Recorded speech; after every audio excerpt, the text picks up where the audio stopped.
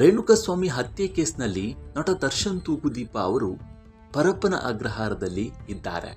ತನಿಖೆ ಮುಂದುವರೆದಿದ್ದು ಇನ್ನು ಸಾಕ್ಷಿಗಳ ವಿಚಾರಣೆ ಬಾಕಿ ಇದೆ. ಈ ನಡುವೆ ಪತಿಯನ್ನ ಭೇಟಿ ಮಾಡಲು ವಿಜಯಲಕ್ಷ್ಮಿ ದರ್ಶನ್ ಅವರು ಆಗಾಗ ಜೈಲಿಗೆ ಭೇಟಿ ಮಾಡ್ತಿರ್ತಾರೆ. ಈ ಬಾರಿ ಸ್ನೇಹಿತೆ ನಟಿ ರಕ್ಷಿತಾ ಪ್ರೇಮ್ ಅವರು ಕೂಡ ಜೈಲಿಗೆ ತೆರಳಿದ್ರು.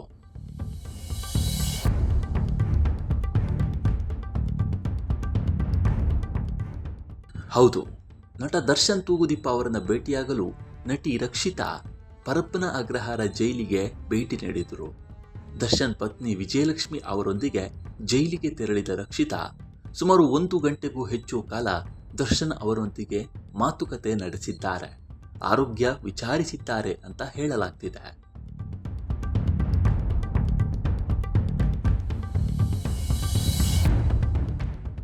ರಕ್ಷಿತಾ ಪ್ರೇಮ್ ಮತ್ತು ದರ್ಶನ್ ಅವರು ಆತ್ಮೀಯ ಗೆಳೆಯರು. ಬಹಳಷ್ಟು ಸಿನಿಮಾಗಳನ್ನು ಒಟ್ಟಿಗೆ ಮಾಡಿದ್ದಾರೆ. ಎಂತಹದ್ದೇ ಪರಿಸ್ಥಿತಿ ಬಂದರೂ ಪರಸ್ಪರ ಬಿಟ್ಟು ಒಟ್ಟಿಲ್ಲ. ಗೆಳೆಯ ದರ್ಶನ್ ಅವರನ್ನ ಈ ಹಿಂದೆ ಕೂಡ ಭೇಟಿ ಮಾಡಿದ್ರು ರಕ್ಷಿತಾ. ಸದ್ಯ 2ನೇ ಬಾರಿಗೆ ಜೈಲಿಗೆ ತೆರಳಿದ್ರು. ದರ್ಶನ್ ಪರಿಸ್ಥಿತಿ ಕಂಡು ರಕ್ಷಿತಾ ಭಾವುಕರಾದಂತೆ ಭಾಸವಾಗ್ತಾ ಇತ್ತು. ಗೆಳೆಯನಿಗೆ ಎದುರಾಗಿರುವ ಸಂಕಷ್ಟದ ಬಗ್ಗೆ ರಕ್ಷಿತಾ ಬೇಸರಗೊಂಡಿದ್ದರು.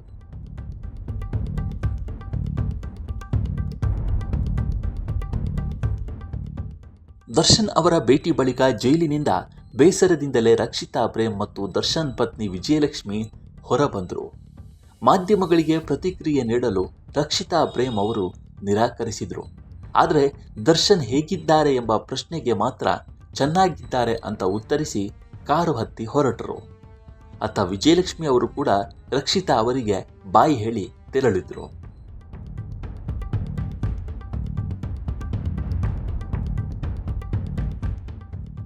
ಕೋರ್ಟ್ ಆದೇಶದ ಮೇರೆಗೆ 60 ಪ್ರಮುಖ ಸಾಕ್ಷಿಗಳ ವಿಚಾರಣೆ ಪೂರ್ಣಗೊಳಿಸುವವರೆಗೂ ದರ್ಶನ್ ಅವರಿಗೆ ಜಾಮೀನಿನ ಭಾಗ್ಯ ಇಲ್ಲ.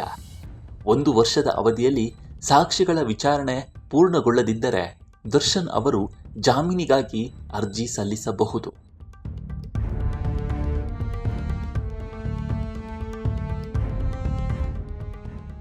ಈ ಕುರಿತು ಆದೇಶವನ್ನ ಮರುಪರಿಶೀಲಿಸುವಂತೆ 1 ವರ್ಷದ ನಿರ್ಬಂಧವನ್ನ ಸಡಿಲಿಸುವಂತೆ ಕೋರಿ ದರ್ಶನ್ ಪರ ವಕೀಲರು ಸುಪ್ರೀಂ ಕೋರ್ಟ್ಗೆ ಮೇಲ್ಮನವಿಯನ್ನು ಸಲ್ಲಿಸಿದರು.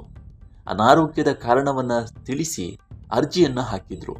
ಆದರೆ ಸುಪ್ರೀಂ ಕೋರ್ಟ್ ರಿಜಿಸ್ಟ್ರಿಯು ತಿದ್ದುಪಡಿ ಅರ್ಜಿಯನ್ನ ತಿರಸ್ಕರಿಸಿದೆ.